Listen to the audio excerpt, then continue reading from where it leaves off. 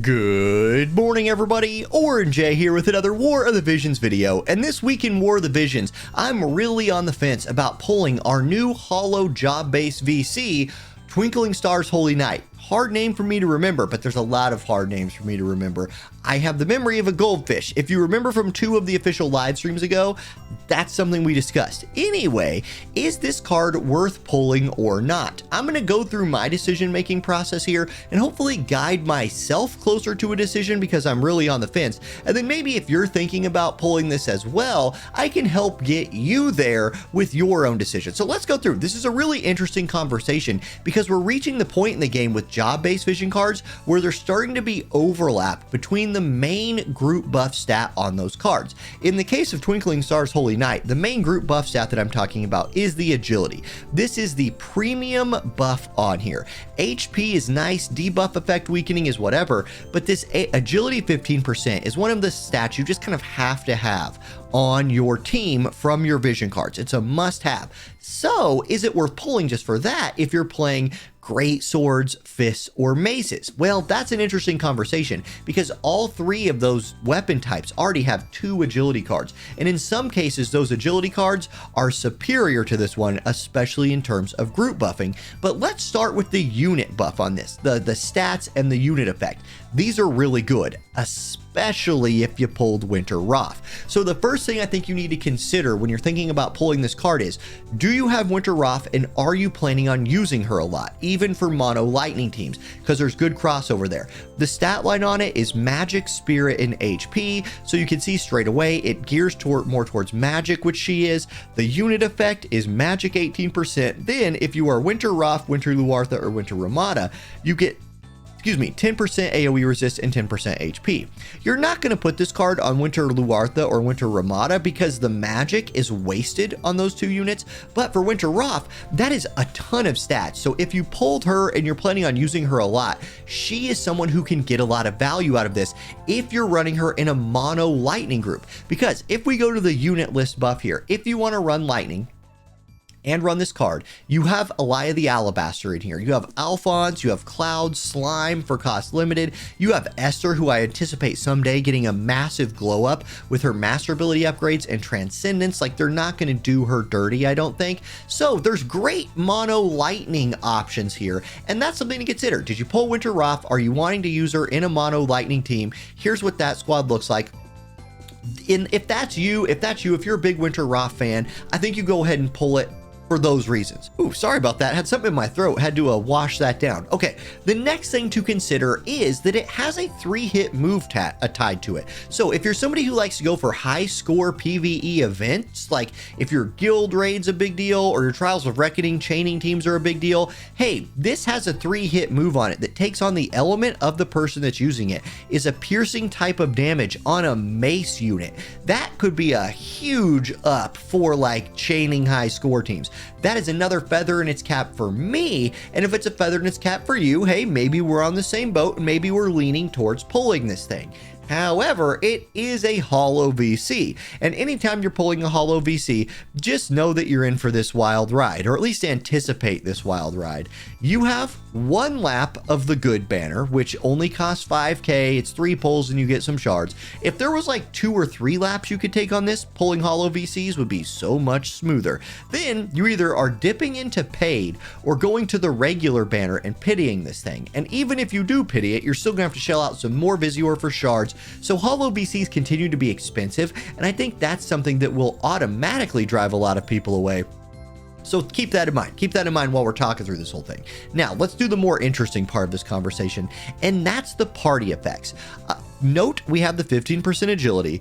The HP, I like that. The debuff weakening is fine. It's more in line with Winter Ruarth again. And then if you're on arena, or I think this is any sort of duel like class match, arena, friendly matches, whatever, you will get reaction block rate 24, which is nothing to sneeze at. Reaction block rate is definitely one of those like high tier 2 stats that you need to be bringing to your groups. It's just not agility, single target resist, or AoE resist in my opinion, but it's up there. It's up there there with those. So okay, keep that in mind. But the thing we're going to compare to is the other agility cards from those job groups. Let's start with the most obvious one, and that's Maces. So if you pulled Winter Ruarth and you're wanting to run a Mace team, here were your other agility card options. You had Greater Demon, and this was for like Dark Ruarth back in the day. The unit effect on this one is definitely geared more towards a dark unit who's going to get HP and healing power, but the magic and AoE resist are very similar. This one has agility in the stat line. It has the same amount of agility in the group buff, and it gives you defensive party effect stats. Overall, the agility up here, I think, sort of tips this in the favor of this almost being a better card, unless you are playing Winter Ruarth. If you're playing Winter Ruarth, her card would be better on her specifically for a Mace group. If you're not playing her and you're just thinking about getting this for a Mace group, but you already have this one, I think this one's better. Okay, the other option is Blood-Soaked Road. Here's the deal with this. This card's nuts. This card is so good. It has single target resist 24, reaction block rate, and agility. There is not a card with like a better 3 stats on it. There's maybe some that are as good, but that is insane.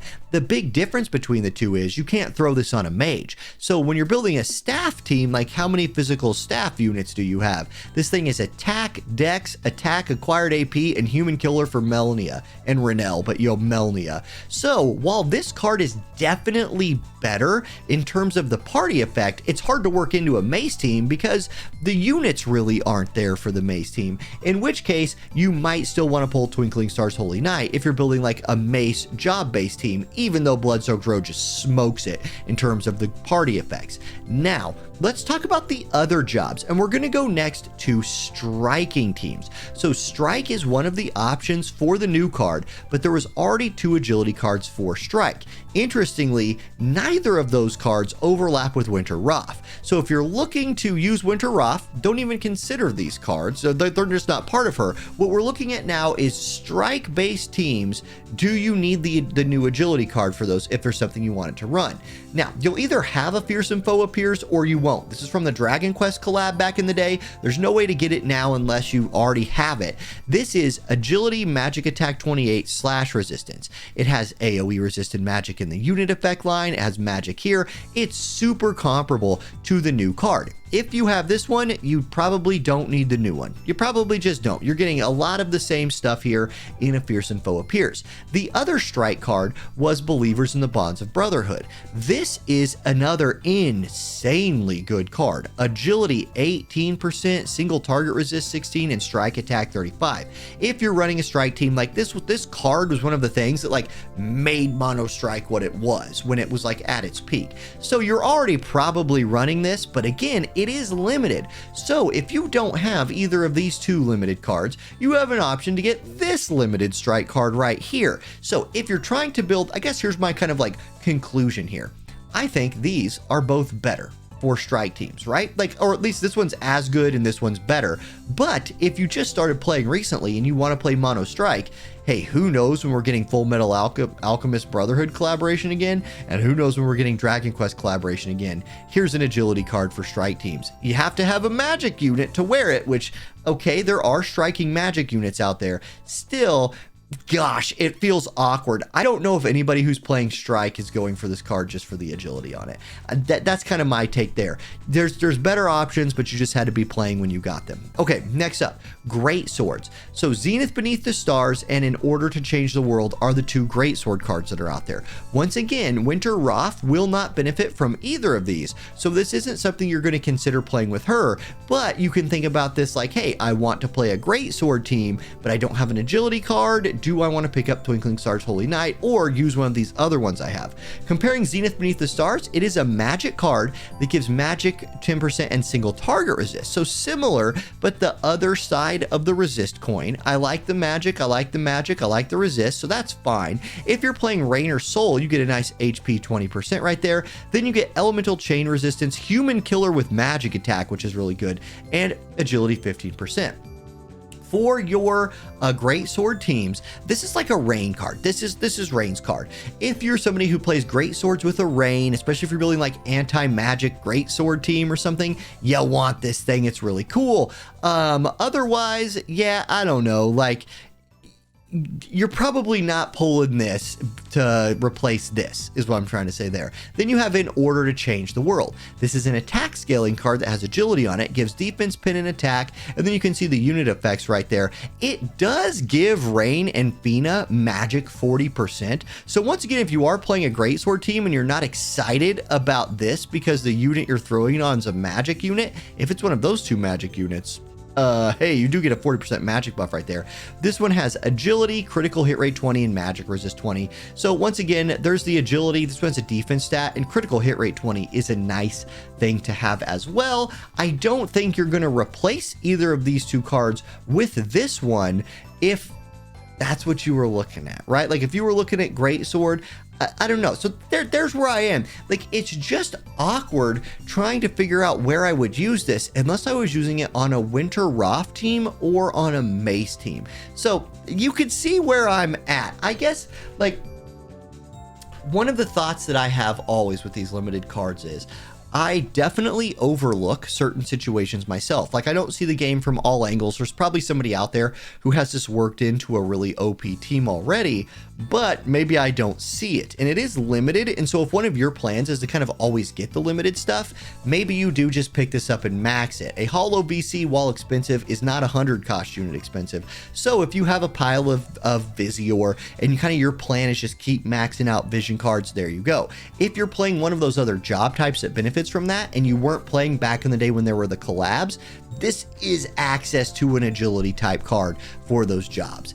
I will probably pull for this, but what I'm going to do, from the time I'm filming this, 12 hours from now, there's a JP live stream that I think is going to announce in the next collaboration. I might see what that's all about instead of just pulling tonight. So that's what this card compares to. That's the other jobs that can use it, and they all have 2 agility cards. Hopefully that was not just a convoluted mess that's going around in my head. Leave a comment. Let me know what you think about this card and the other cards that it compares to, and have a great day, everybody. I'll catch you next time. Peace.